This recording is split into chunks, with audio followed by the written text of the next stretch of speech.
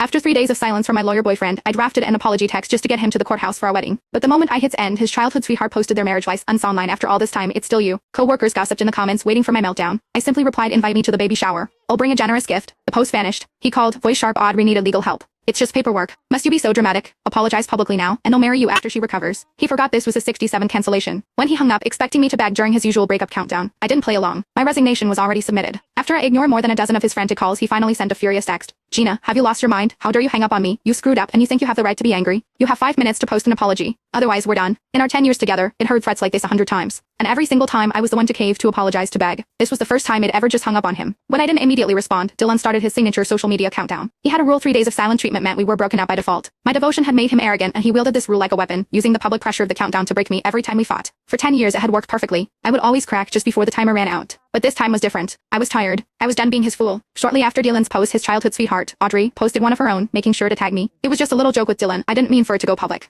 I had no idea Gina would react so strongly. Now I'm almost afraid to talk to her in case I accidentally set her off again. Dylan, who rarely ever touched his social media, was the first to like it. That's her problem, Audrey. Don't blame yourself. And I said it to friends only. If you want to post something, post it for the world to see. It was obvious who her was. Our mutual friends, all dependent on Dylan for business, quickly chimed in with their support. Gina is so petty. Audrey, don't let someone like that get you down. No wonder Dylan won't marry her. I wouldn't marry a woman that insecure either. I let out a bitter laugh. He would bend over backward to defend Audrey, to shield her from the slightest discomfort. But me, his girlfriend of 10 years, I was always met with cold indifference. Audrey could sneeze and he would cancel our appointment at the courthouse. If I complained, he would get angrier than me, accusing me of being controlling and small-minded. And now when I finally chose to let go and congratulate them, he was still the one blaming me, using his stupid countdown to force an apology. The truth was, there was no right or wrong here. The scales of love had tipped long ago. Mom, the man on this ID is already legally married. Would you like to reschedule with someone else? The clerk at the marriage license bureau looked at me with pity. I took the ID back with a small smile. That's an option to consider. The young couple behind me cheered as I stepped out of line. It was Valentine's Day and appointments were impossible to get. I had been waiting here since dawn just to get a spot. But now, looking at the appointment form in my hand, I didn't hesitate. I tore it into pieces and threw it in the trash. I had filled out that form 67 times. I had given him 67 chances. Each time I had shown up just like today, full of hope, watching other couples come and go as I waited for him. And each time, just before our appointment, he would call with an excuse about an urgent matter at the firm. When I questioned him, he'd throw his clients in my face. Gina, a client's case is their entire life on the line. Are you really asking me to abandon them for a piece of paper? How can you be so selfish? He would say it with such righteous indignation, his voice dripping with condescension. He never knew that after he ditched me for Audrey, she would send me taunting messages. Dylan's cooking is amazing. I bet you've never had it, have you? I walked a little too far today, and Dylan was so worried he bought me a luxury car. I seem to recall you're still using a bike share, right? And now he had gone so far as to get a marriage license with her. It was time for our relationship to end. For good. As soon as I walked out of the courthouse, I saw that my resignation request had been rejected. HR told me that Dylan hadn't been in the office for days and couldn't approve it. They gave me an address and told me to find him myself. Determined to leave properly, I gritted my teeth and went.